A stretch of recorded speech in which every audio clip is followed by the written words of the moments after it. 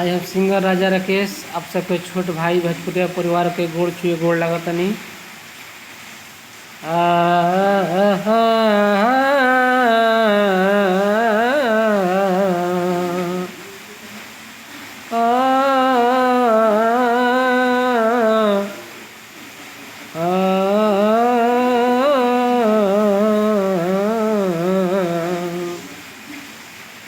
और के जई है हाजीपुर और के जई है पटना से के जई है ना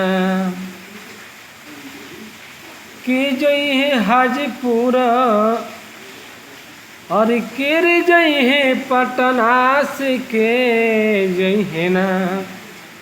और कालकतवा सहरिया से के रे जई है ना कालकतवा सहरिया से के रे जई है ना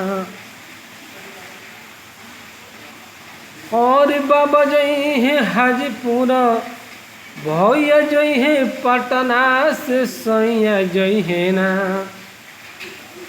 बाबा जई है हाजीपुर भैया जई है पटना से सैया जई है ना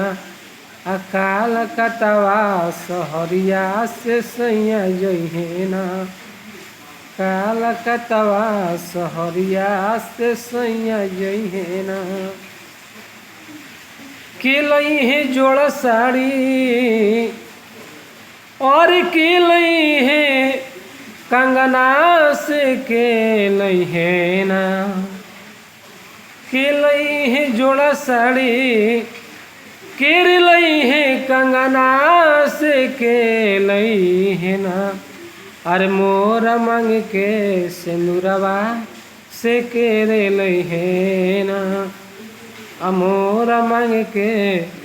सिंदूरवा से केरे लई है ना और बाबा लई है जोड़ा साड़ी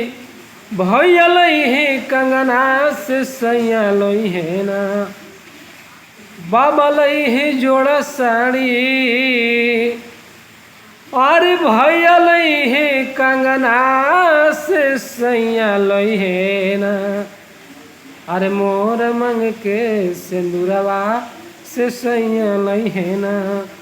मोर मंग के सिंदूरवा से सैया लई है ना आ मोर मंग के सिंदूरवा से सैया लई है ना।